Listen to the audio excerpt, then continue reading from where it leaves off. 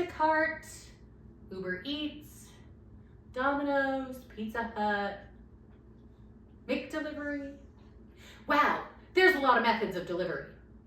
But those aren't the kind of delivery I'm going to be talking about. Those are the kinds of delivery you use to get food delivered to your door. These methods of delivery have to do with one of the essential parts of public speaking, which is how do you deliver the speech. You have to have good content, you have to structure it in an organizational pattern that will allow listeners to follow along, and then you have to deliver the speech. And when you're using different methods of delivery, you have to deliver the speech in a way that makes the most sense and makes you appear the most credible. Keys to effective delivery are striving for naturalness, showing enthusiasm, projecting a sense of confidence, and being direct. The 4 basic methods of delivery: manuscript, memorized, extemporaneous, and impromptu. All 4 methods have a place and a time. In public speaking courses in the colleges and universities where I've taught, and in most of them across the United States, they use extemporaneous speaking. However, the others do have their time and place. Speaking from manuscript is going to be reading a speech verbatim. It restricts the eye contact and body movement. It may also limit vocal expressiveness, and it can be monotonous and boring. In other words, if I let AI or a chatbot or some other form of artificial intelligence to create my speech, it's not going to be very interesting, it's going to be rather boring, and I may be cited for plagiarism or given an F on the assignment.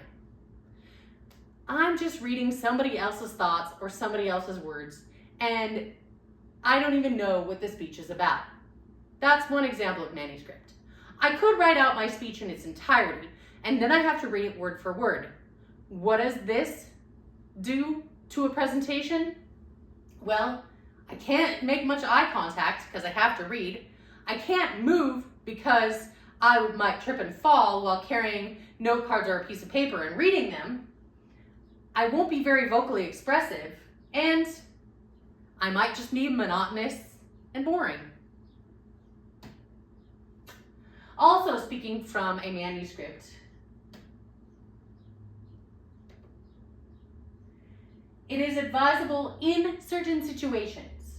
When you must convey a very precise message, if it will be quoted, if you must avoid misinterpretation, if you are addressing an emergency, or if you need to convey exact descriptions or directions. You may need to read your presentation verbatim.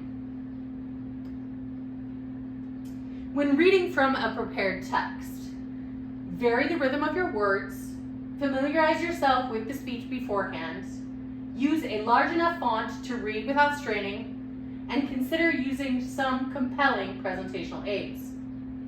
For me, when I've given a manuscripted speech, it has usually been in a religious situation. I have spoken in a variety of different religious situations, including Christianity, Islam,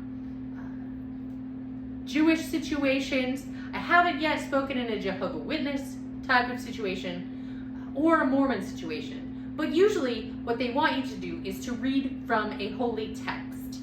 And in this case, you want to read verbatim. You don't want to interpret it. You just want to provide the information that is in the book or books that you've been presented with. Speaking from memory is formally known as oratory. This is a memorized speech, memorized verbatim from the written format. True eye contact in this situation is unlikely.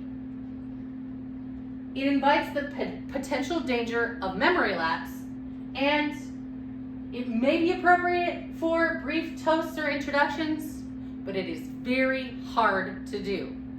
When I've done memorized speeches, I had a significant amount of time to memorize them. In a course like this one, you don't have time to memorize your speeches. And you may not have time to memorize a speech in a business setting. So memorizing speeches is going to be challenging. In other words, don't write out your speech in its entirety and read it, and don't try to memorize your speech. Now, I've talked about committing to memory, and that's a little bit different because I'm not trying to remember word for word. Plus, making actual eye contact in either of these situations is pretty challenging, especially if you're trying to remember something you memorized. You're going to be spending a lot of time looking at the ceiling, trying to remember the words. Impromptu speaking is appropriate for certain occasions. I don't recommend this until you are a bit more advanced as a speaker, because it is an unpracticed or improvised speech. It is delivered with relatively short notice, and you have to try to anticipate impromptu speech situations. Prepare some remarks beforehand. So if you're doing an impromptu speech to accept an award, because you've been nominated for the award, just assume that you're going to get the award. Then you'll have time to prepare a couple of ideas beforehand before they present the award to you. Maximize your preparation time.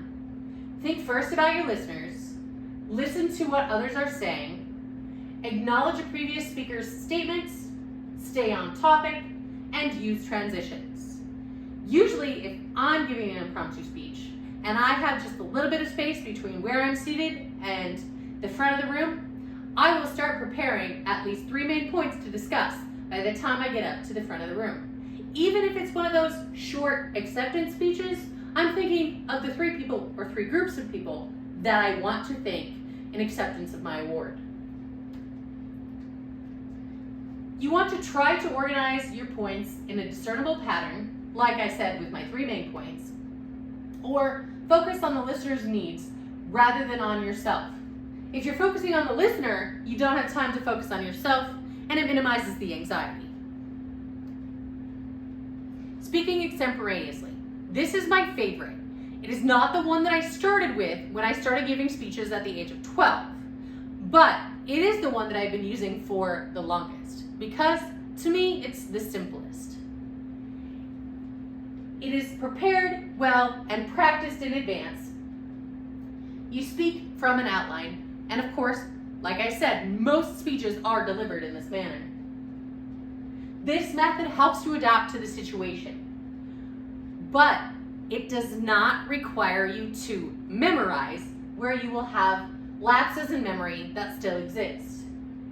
It does require that you will practice frequently using a speaking outline so that you do know what you want to say and you're prepared to address the topic when it is your turn to present the information. So whether you're giving a manuscripted speech, a memorized speech, an extemporaneous speech, or an impromptu speech, you should be prepared now. What is my favorite method of speaking? Extemporaneous. But you're welcome to try or to use any of them, just not in assignments for my class.